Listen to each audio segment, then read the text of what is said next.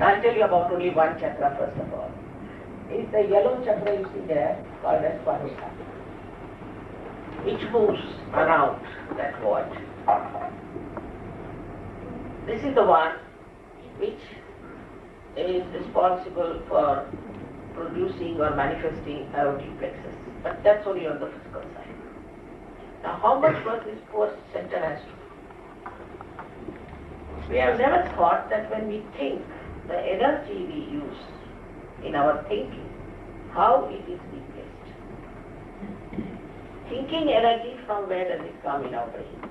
We are using our brain all the time, but what is replacing it is this center. So these centers, you know, the brain is made of fat cells. This center converts the fat of the stomach for the use of the brain. And that's how, it's a great hypothesis, I'm telling you. That's how those who think too much go into imbalance. Futuristic people planning everything, plan this, plan that. Most of the plans fail also, but they are planning all the time. Thinking too much. All that leads to one crisis is that person becomes imbalanced. In the sense that this poor center which has to do other jobs also. It has to look after your liver, it has to look after your pancreas, it has to look after your spleen, your kidneys, and part of the intestine, large intestine. So a person who thinks too much, is very right-sided, futuristic person, first problem can come from his liver. In the medical science, I don't think we have much knowledge about liver. Liver is by which we live, I think. It's a very important organ in the body. So the function of the liver is to absorb all the poison of the body and convert it into heat, which passes to the bloodstream. Is the function. Simple. In simple words. I'm not using any medical terminology. Simple one. So now when you start thinking too much, you neglect your liver. When you neglect your liver, poor thing doesn't know how to do this job. So the whole liver is saturated in the stomach. The person has heat here, then the heat starts passing upward. When it passes towards the heart, we call it right heart. In the medical science there is no right heart, but we have a center of right heart. It creates a problem. And that problem is called as asthma, simply.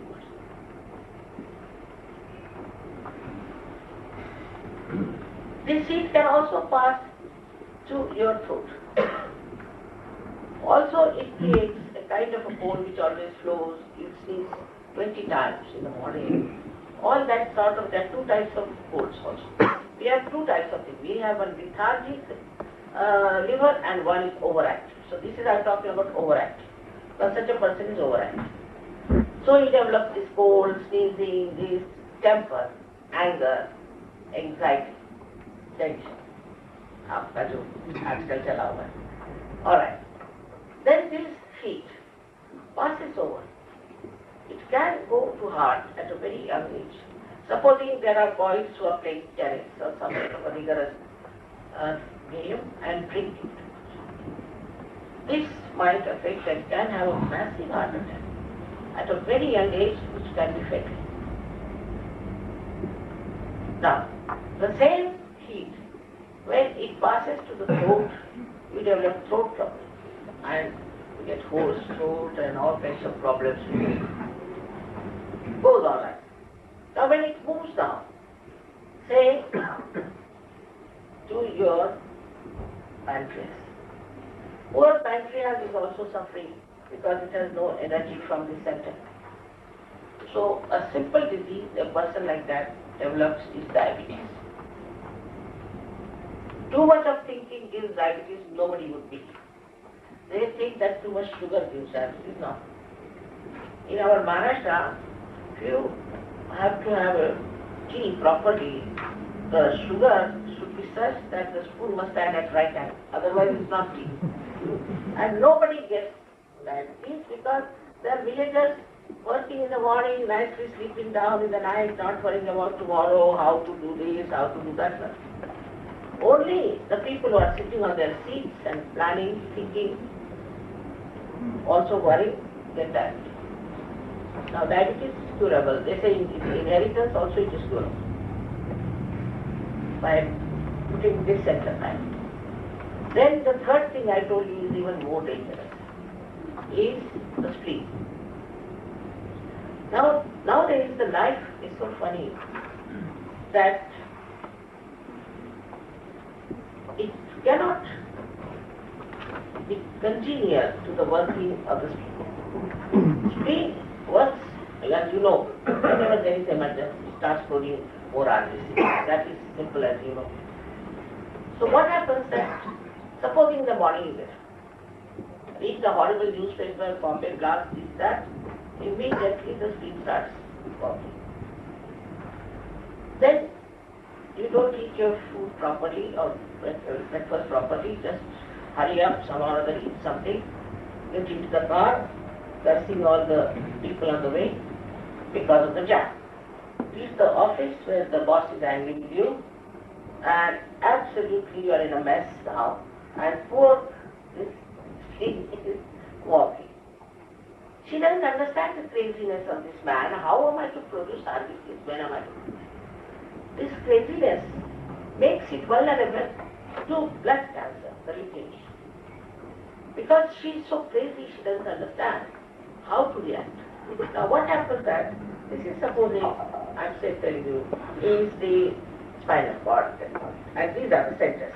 This is the left side, this is the right side. Now, they go on working, extracting energy from the center. It gets exhausted. Suddenly something will happen. Some sort of a shock on the left side, because you are working the right side. So it breaks. When it breaks, the connection with the whole is lost. And that's how you become like that. The brain cannot control anymore. So they take over. Now the left side is also very mysterious thing which will shock you. I don't know if I would be able to speak today about it. That's quite a mysterious thing is this left side, about which there is no knowledge in the medical science. Now, so this trouble of leukemia comes in. Then it goes to this heat. It coagulates your people. You cannot pass urine. Even urinary bladder would be like this. Now you get this kidney trouble, you put on the dialysis, poor man dies a bankrupt. Dies, no doubt. Nobody lives out. It is fact. Dialysis has not cured anyone so far, I know. It just makes them live longer and longer. I mean, it's a fact. So he dies. Then also it goes down, as I told you, in the lower portion. And sometimes you do not feel hungry because of the liver, plus you feel constipation. And constipation can be of the worst type that people get, that all their lives they end up with edema or some sort of a sophisticated. So these are the common diseases which will be facing all such people who are overactive. Now, another thing that was about paralysis. Paralysis also one gets. Now, of course, I don't know if they believe that the brain has double functions and the left side works differently than the right side. But in Russia, one doctor came and asked me this question, I said, he does. He said, should I mention your name? I said, you mention my name, but it's done. Absolutely. The left side is very different from right side. Now, you can see clearly, now see the yellow one, that goes to the left side. It's what we call the bile cells. And the left side goes to this side. Upwards. They cross over at optic chiasm. Where at the optic chiasm there is a very important center which we call as Agya center, which looks after your pineal body and pituitary. Now when these two cross over like that, you see, they form a gap which is the limbic area. And this limbic area gets closed with bomb-like structures which we have produced by overactivity or by over-repetition. So what does the Kundalini do? She goes up to this Agya Chakra and sucks in these two, and then she pierces through your fontanelle bone shape. Thus you become one with the all-pervading power. No question then of getting tired. Now I'm 70 years of age. When I travel, if you ask them, if you see my travel, they say, Mother, how do you do it? I said, I do it because I don't do it. I'm sitting here and I'm sitting there. I never think I'm traveling. I never think. That's the best part of it. And everything works out. Because you are in connection with the divine power, which is the most efficient government, I should say. The most efficient brain, intelligence, and works so fast. As Doctor has said that instantly, I know instantly. So quick that it understands. Now the best part of it that you all have this Kundalini with you. And she is your individual mother. And all what you are, she has recorded within herself like a tape recorder. And she is very anxious that you should get your second birth. And she manages the show. Once she does that, just like a mule in the sea, how it pierces down, we have never thought of that. Supposing at the end of the route, there's a small little, very small little brain or a cell which knows which way to move. It will go into the soft corners, and if it is hard, it will go round it. We try to establish anchorage for the future tree. All these things are in that little cell. In the same way, this Kundalini, when she passes through, what she does, these chakras which are undernourished, she pushes them down, nourishes them. Some of them which are dislocated, she pushes them back. And the complete nourishment starts coming within you. This is only the physical side of it. Mentally, you should know lots of mad people have been cured. I don't want to give instances of how many people have been cured with Sahaja Yoga because the number is so great. But you can write to them and find out that people have been cured. Angina, heart troubles, even AIDS. Now Dr. Ramzan was asking me, Mother, tell me about AIDS and I will do some research. So let him go into research and then we'll have next session, I hope, next year. Then I hope we'll be able to do. But after taking to Sahaja Yoga, at least you will not feel sick. You will never get it. Seldom. If you get it, maybe some reason.